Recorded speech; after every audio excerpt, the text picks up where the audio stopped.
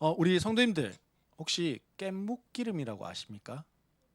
예, 우리 어머님 아실 것 같아요. 깻묵기름. 예, 어, 예, 깻묵기름이 뭡니까?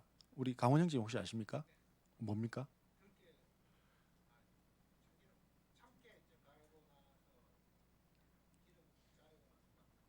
예, 맞습니다. 예, 그걸 깻묵이라고 그래요. 예, 다 기름을요, 짜고 나면 남는 걸 깻묵이라고 그래요. 요걸 가지고 뭐 할 수 있냐면 낚시 좋아하시는 분들이 이 떡밥을 요걸로 요거에다가 뭐 이렇게 좀 밀가루 같은 거 이렇게 해가지고 떡밥을 만들기도 하고요. 또 요거를 가지고 거름, 탭이죠. 탭이라고 그러죠. 거름을 만들어서 쓰기도 하고요. 또 많이 나오면 이거를 동물들 사료 쓰는데 배합을 해서 쓰기도 합니다. 뭐 깻묵은요 참기름도 되고 들기름도 되고 남은 찌꺼기가 사실 부산물이 깻묵이라고 하는 거예요. 그런데 깻묵 기름은 뭐냐면요 기름 한번 짜기 위해서 뭐 들깨든 참깨든 볶잖아요. 볶아서 그것을 유압기라고 하는 기름 짜는 기계에다가 넣습니다. 그러면 기름이 쭉 나와요.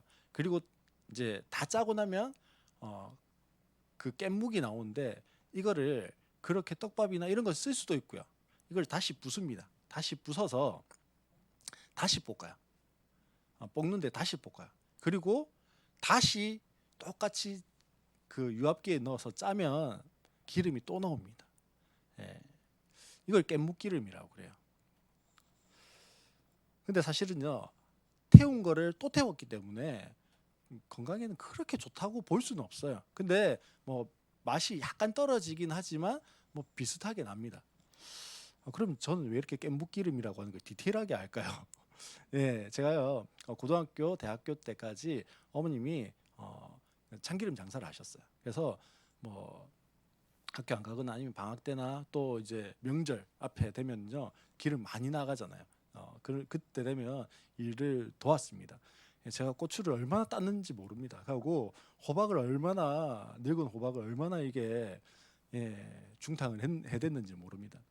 근데 이렇게 그 일을 도우면서요 깻묵 뭐 깻묵기름 뭐 이런 것도 알게 되었어요. 오늘 본문에 보면요 이렇게 기름 짜는 이야기가 등장을 하고 있습니다.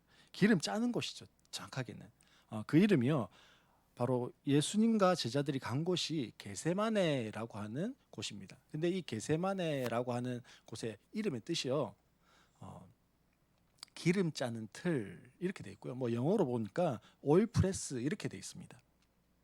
이 게세마네라고 하는 곳은요 올리브산 서쪽 기슭에 있는 조그마한 낮은 동산이에요. 이 예루살렘 동쪽으로 약 한 1.2km, 그러니까 예루살렘 근처에 있는 곳이죠. 뭐 걸어서 한 2, 30분 하면 갈 수 있는 곳이 이 게세마네라고 하는 곳이었습니다.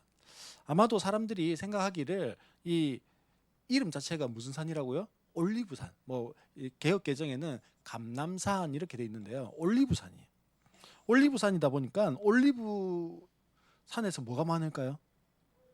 예, 올리브 나무가 많겠죠. 올리브 나무에서 나오는 그 기름을 올리브 기름이라고 부르겠죠. 그러니까 올리브 기름을 짜던 곳 뭐 이런 뜻이 게세마네라고 하는 뜻입니다.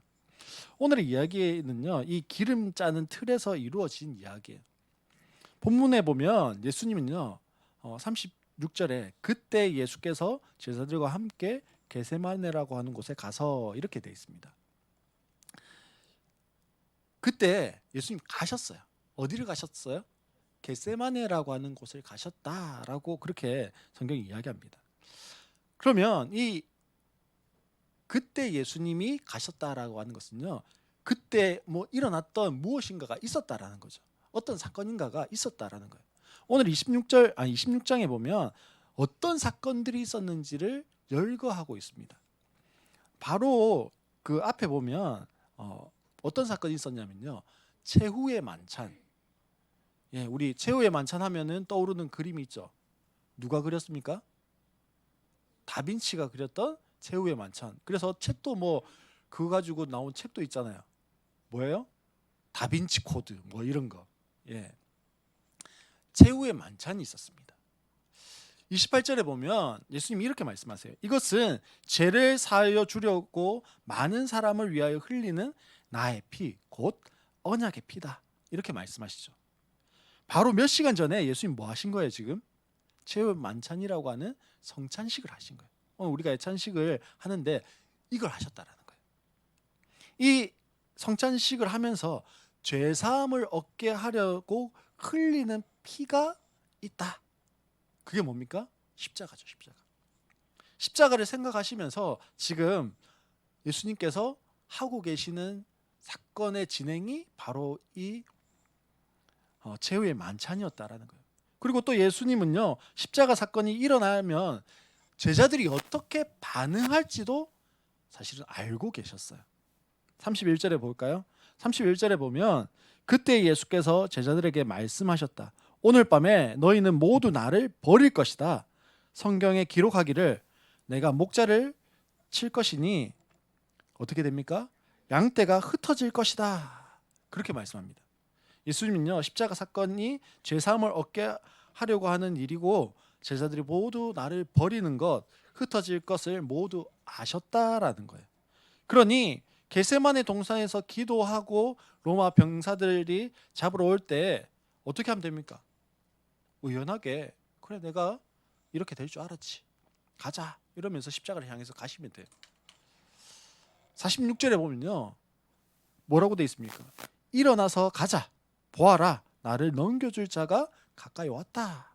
이렇게 말씀하십니다. 예수님 뭐예요? 아셨어요. 그래서 십자가로 터벅터벅 걸어가시면 됩니다. 제자들은 몰랐잖아요. 사실요.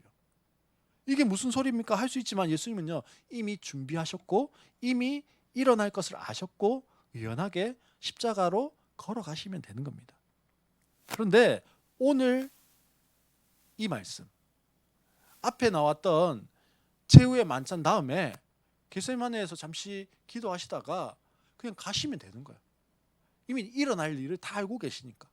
근데 굳이 필요 없을 것 같은 이 36절 이하의 말씀을 기록하고 있다라는 거예요. 오늘 본문에 예수님의 기도는요, 우리를 좀 혼란스럽게 합니다. 요즘 말로 하면 뭘까요? 예수님의 말이요, 좀 깨는 거예요. 본문에 내용이 빠져 있으면 더 좋을 것 같은, 야, 역시 예수님이지. 예수님이니까 이렇게 반응할 수 있지. 뭐 그럴 것 같은데 예수님이요, 굳이 이 기도를 넣어 놓으셨어요. 이 불편한 겟세마네 기도를요, 이 사순절 기간인 지금부터 살펴보려고 해요. 예수님께서 겟세마네로 가서 기도하신 이유는요, 무엇일까요? 왜 기도하러 가셨을까요? 기도하실 필요가 예수님에게 있으셨을까요? 오늘 본문에서는요, 그 답을 이야기하지 않고 있습니다. 근데 누가복음에 답이 나와 있어요. 어디에 답이 나와 있다고요? 누가복음에. 예, 역시요, 이 누가는 자기 성격대로 성향대로 누가복음 사도행전에 보면 뭐 때문에 이 펜을 들었다라고 책을 썼다라고 이야기하냐면 미루어 알았지만 내가 세세하게 어떻게 해요? 세세하게 내가 기술하려고 펜을 들었다 이러면서 사도행전을 시작하거든요. 그 말처럼 우리가 궁금해할 것 같은 이야기 그런 것들을요 어떻게 해요? 세세하게 기록하고 있습니다. 그래서 누가복음 22장 39절에 보면 이렇게 돼 있어요. 예수께서 나가시어 늘 하시던 대로 올리브산으로 가시니 제자들도 그를 따라갔다. 이렇게 돼 있습니다. 지금 겟세마네로 가셨는데 그 겟세마네에 가신 이유가 뭐라고요? 늘 하시던 대로 가셨대요. 세번역에서는 늘 하시던 대로라고 돼 있지만 개역 개정에서는 습관을 따라 이렇게 번역하고 있습니다. 늘 하시던 대로보다요, 이 단어는 습관이라고 하는 단어로 이야기하는 게 훨씬 큰 그 단어가 주는 느낌이요, 어감이 훨씬 큰 것 같습니다. 예수님은 늘 하시던 대로 하셨어요. 즉 습관대로 행동하셨다는 거예요. 겟세마네로 가는 것이 무엇인가 큰 일을 앞두고 가신 것이 아니라 무엇대로 가신 거라고요? 그냥 하던 대로 습관 따라서 가셨어요. 예수님 왜 이런 습관을 가지셨을까요? 왜 예수님에게요 기도하시는 습관이 있으셨을까요? 늘 하시던 일이 왜 기도일까요? 요한복음 10장 30절을 말씀해 보면 예수님에 대해서요 막 사람들이 궁금해합니다. 그리고 예수님에 대한 이야기를요 계속 그 잘못되게 막 이야기를 합니다. 그때 예수님 자신의 정체성, 나는 누구인가에 대해서 대답을 하시는데 그 예수님의 정체성을 설명하시면서 예수님 뭐라고 설명하시냐면 나와 아버지는 하나이다. 그렇게 말씀하세요. 예수님 정체성을 설명하는데 예수님 정체성이 뭐라고요? 나와 아버지는 하나이다. 즉 예수님과 하나님은요 하나래요. 따로 떼어서 생각할 수 없는 그런 분이래요. 우리는 따로 국밥을 좋아하는데 예수님은 따로 국밥이 아니래요. 그러나 예수님과 하나님은 떨어져 있고 그 떨어져 있을 수밖에 없는 물리적인 무엇도 있어요? 간극도 있다라는 거예요. 왜 그런 간극이 생겼습니까? 하나님이신 성자 예수님 그분께서 이위 하나님이신 성자 예수님 그분께서 우리를 사랑하는 그 사랑 때문에 이 땅 가운데 인간의 몸을 입고 오셨어요. 이 땅 가운데 인간의 몸을 입고 오셨는데 완전한 인간, 100% 인간의 모습으로 이 땅 가운데 오셨습니다. 그래서 공생애를 사시는 십자가 지시고 죽으시기 전까지는 무엇의 제한을 받으셨어요? 육체의 제한을 받으셨어요. 그래서 예수님이 유다 갈릴리에 있을 때는 우리나라에 없었어요. 예수님이 예루살렘에 계실 때에는 갈릴리에 계실 수가 없었어요. 왜요? 인간의 몸을 입고 오셔서 그 인간의 몸에 무엇을 받으셨어요? 제한을 받으셨기 때문에 그래요. 그러니 하나님과 떼어서 이야기할 수 없고 하나님과 하나인 그분이 어떻게 되신 거예요? 떨어져 계셨어요. 하나님은 물론 예수님과 함께 늘 동행하시지만 떨어져 계셨어요. 그러면 육체라고 하는 것으로 떨어져 있는 그동안에 하나님과 함께인 것을 인식하고 느끼고 만지고 체험할 수 있는 방법이 예수님께 무엇이었을까요? 하나님과 늘 교제하는 거예요. 그 교제가 뭡니까? 기도였어요. 그래서 예수님과 연결하기 위해서 기도의 자리로 가셨어요. 그리고 그 시간이 예수님과 하나님이 한시도 원래 떨어져 있을 수 없는 분이셨는데 떨어져야 되잖아요. 완전한 구원을 이루시기 위해서. 그런데 그 기도의 시간에 또 서로 교통하고 계시는 거예요. 그러면 그 교통의 시간이 얼마나 좋으셨을까요? 얼마나 즐거우셨을까요? 그리고 예수님에게 그 교통의 시간이라고 하는 기도의 자리는 얼마나 안정감이 있는 자리일까요? 그러다 보니 계속적으로 예수님은 어떻게 하십니까? 기도의 자리로 나가십니다. 많은 사람들이 예수님이요 오병이어 사건을 딱 보여주시니까 사람들이 물밀듯이 밀려왔습니다. 그때 예수님 어떻게 하셨습니까? 조용한 곳으로 가셔서 기도하셨다. 혼자서 아무도 없는 곳으로 가서 기도하셨다. 성경에 보면 그렇게 돼 있어요. 그게 무엇이 된 거예요? 예수님에게 습관이 되어진 겁니다. 그래서 예수님은요 마지막 십자가를 앞에 두고 습관을 따라서 행동하신 거예요. 십자가가 얼마나 버거우면, 십자가가 얼마나 싫으면, 십자가가 얼마나 비장한 각오로 받아들여야 하는 것이면 그래서 간 것이 아니라는 거예요. 예수님은 오늘도 무엇을 따라서 겟세마네로 가신 걸까요? 습관을 따라서 기도의 자리로 가셨습니다. 그러면요 예수님이 습관을 따라서 겟세마네로 가셨는데 우리에게 기도의 자리는요 쉬울까요? 사랑하는 성도 여러분, 기도의 자리로 나아가는 게 당연하 쉽나? 안 쉬워요. 우리에게는 안 쉽다고요. 예수님은 너무 그 자리에서 안정감을 느끼셨고, 그래서 습관이 되셨고, 그 습관을 따라서 십자가 지시는 그 상황 가운데서도 기도의 자리로 나아가셨는데, 우리한테는 그게 안 쉬워요. 목사님, 저에게도요, 그 기도의 자리에 나아가는 게, 기도의 자리에 나아가면 또 좋은데 그 자리까지 나아가는 게 너무 힘들고 어려운 거예요. 왜요? 우리가 그 기도의 자리에까지 나아가도록 하기 위해서 거쳐야 되는 방해와 유혹과 시험들이요, 너무 많아요. 왜요? 침대가 막 땡겨요. 그리고 너무 재미있는 것들이요, 우리를 막 땡겨요. 또 뭐가요? 우리의 삶이 너무 바쁘게 만들어서 바쁜 그 일상 때문에 조용히 나의 시간을 떼어서 하나님과 독대하는 그 자리로 나아가는 것을 뭐 할까요? 자꾸만 방해해요. 그러니 현대인들에게 기도의 자리에 나아간다, 기도한다, 이것이 결코 쉽지만은 않은 거라는 거예요.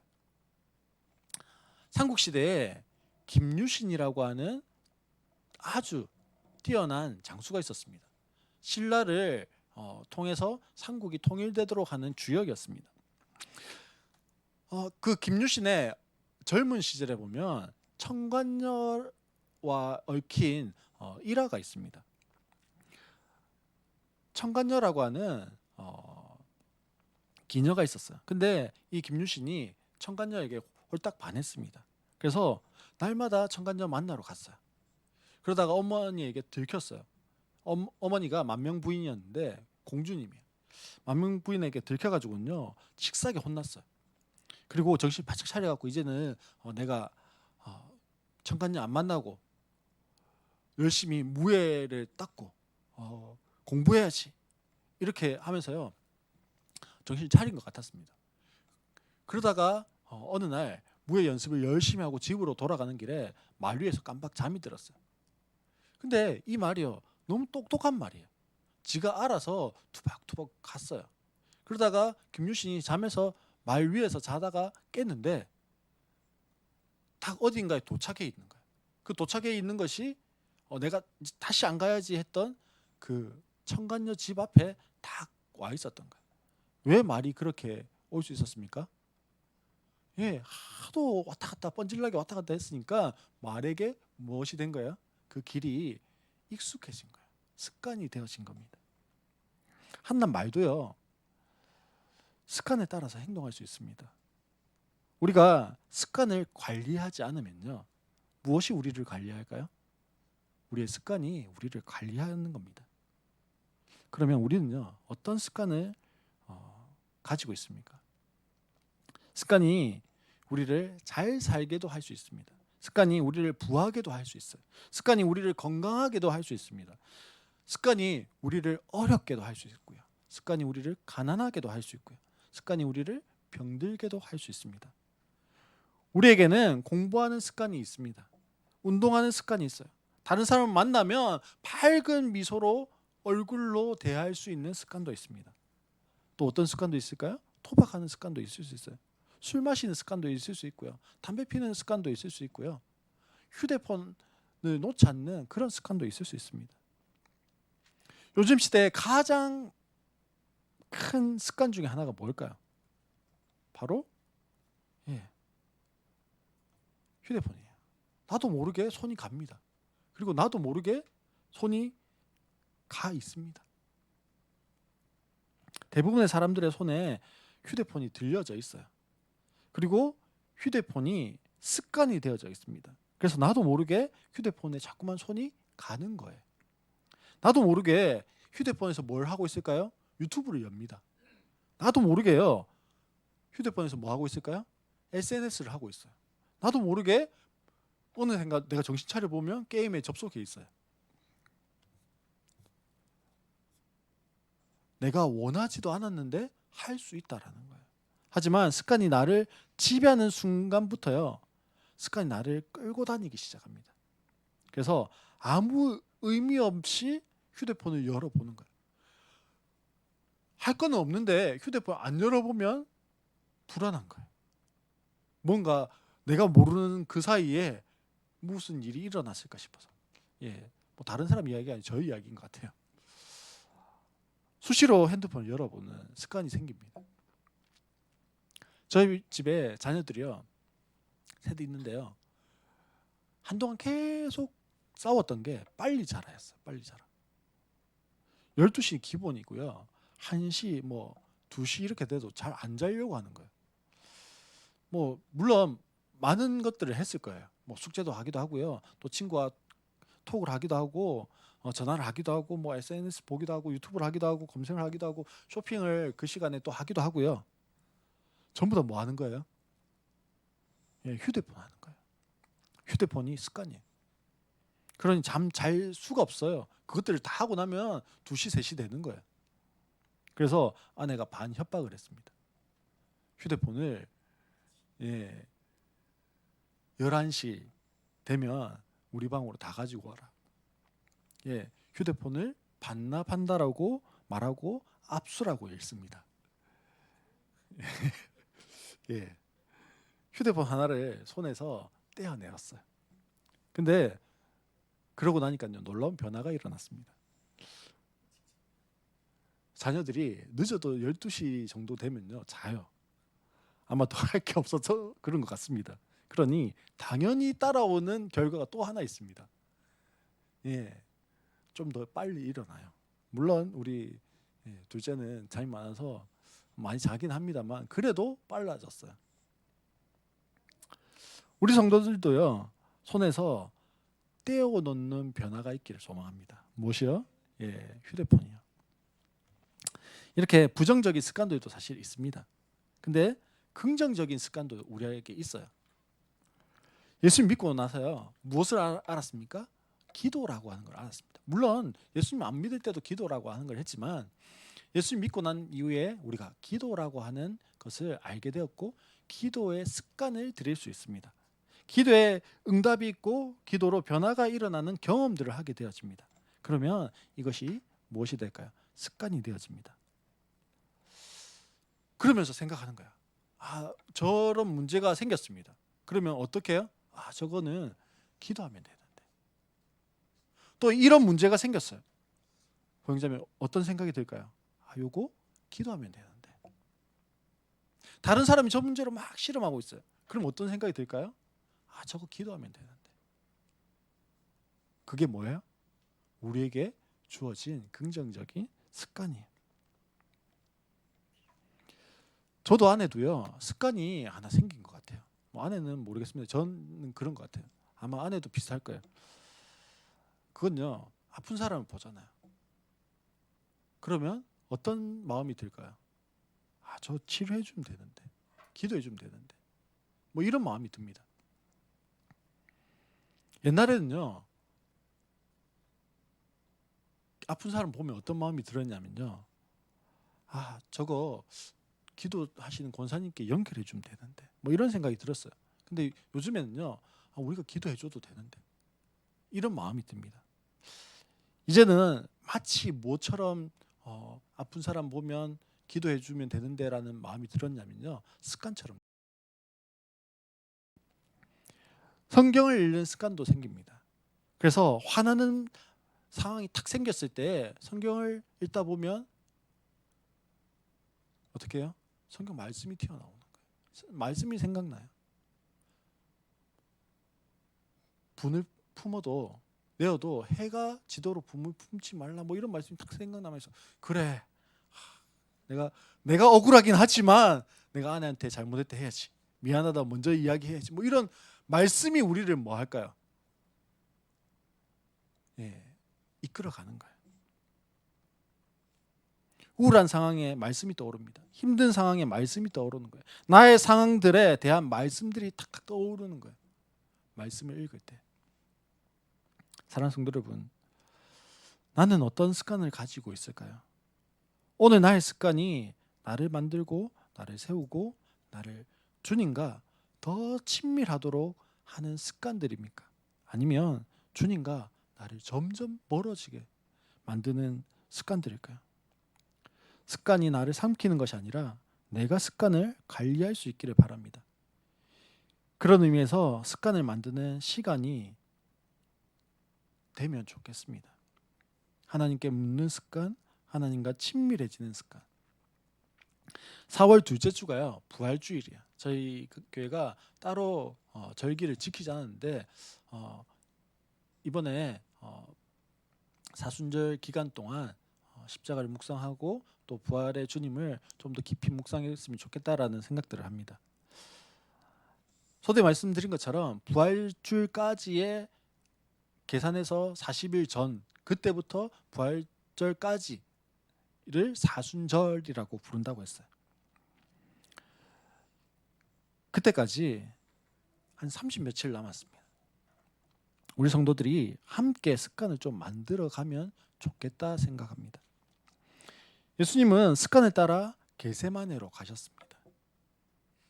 그것처럼 나의 습관의 겟세마네를 좀 만들면 좋겠습니다. 우리는 이것을 거룩한 습관이라고 부르면 좋겠어요.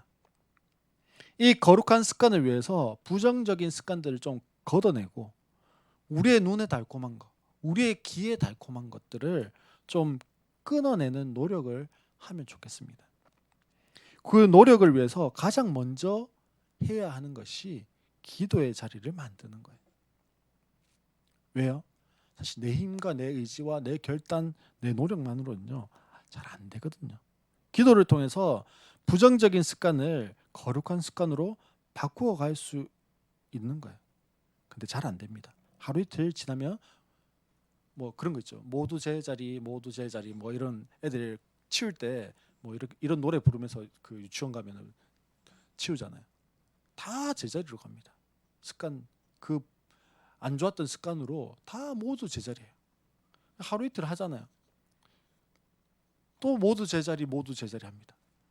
또 용기를 내어서 또 합니다. 근데 또 모두 제자리 합니다. 그러면 어떻게 할까요? 에이,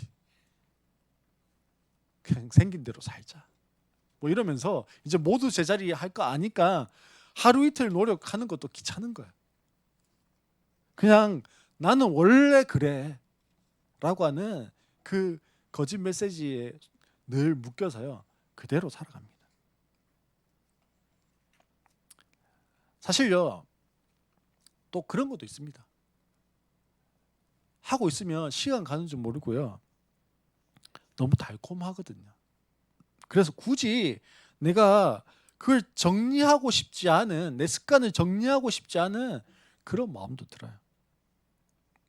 그래서 공동체가 필요합니다. 그래서 함께 노력하고 감시하고 격려하는 사람이 필요한 거예요. 우리 공동체 전체가 몸부림쳤으면 좋겠습니다.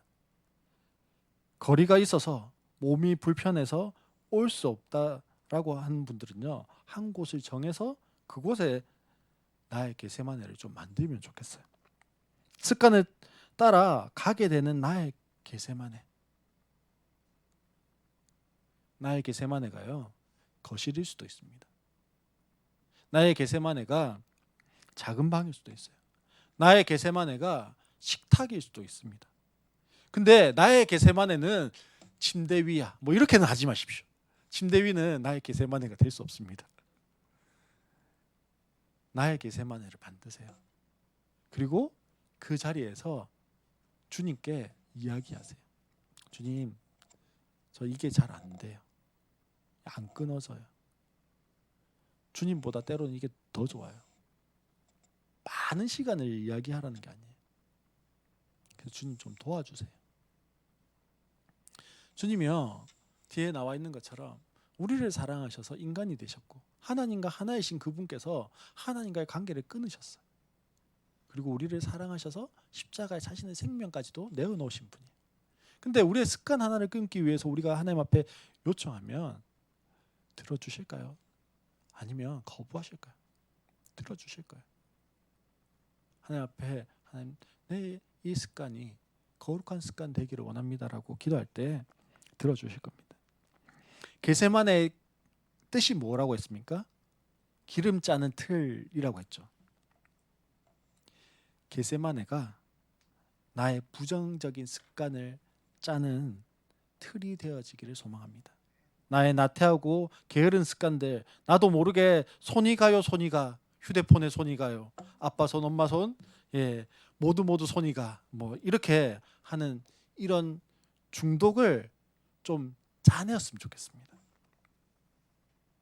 그 겟세마네라고 하는 그곳에서 나의 부정적인 시각들, 부정적인 생각들, 습관들, 사고들, 행동들, 이런 것들을요 꾹꾹 짜냈으면 좋겠어요.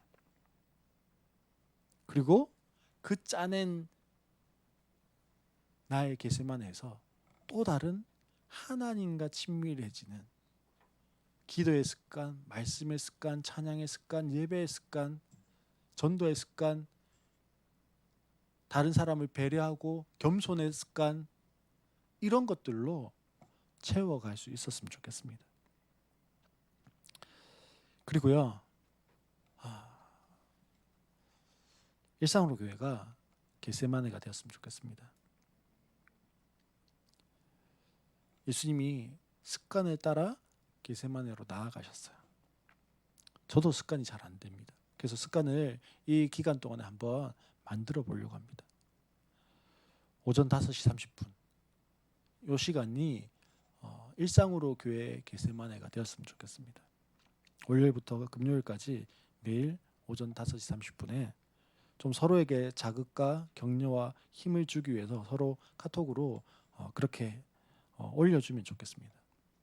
꼭 이 시간이 아니어도 아까 말씀드린 것처럼 나의 겟세마네를 만드세요. 그냥 침대에서 아니고 조금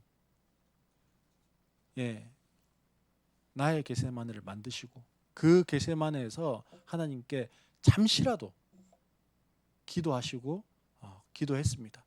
나의 겟세마네 오늘 일일 출첵 뭐 이러면서 하나님 앞에 나아가는 것들. 그래서 이분도 했네, 저분도 했네, 나도 해야지라고 하는 자극들을 서로 받으시고 안 하시면 우리 보영자매님 더 열심히 해주세요. 뭐 이렇게 서로 카톡도 넣고요. 뭐 힘드시죠? 뭐 이러면서 음료수도 한 개씩 보내시고요. 그러면서 서로가 같이 갔으면 좋겠어요. 같이 만들어 갔으면 좋겠어요. 거룩한 습관을. 사랑하는 성도 여러분, 나의 짜내야 되는 습관들 겟세마네로 가져갈 수 있는 그곳에서 짜내고 거룩한 습관들로 만들어가는 일상으로 교회 성도님들 되시기를 바랍니다. 혼자 하면 힘들어요. 혼자 하면 하루 이틀 하다가 말아집니다. 그렇지만 함께 하면 같이 갈 수 있어요.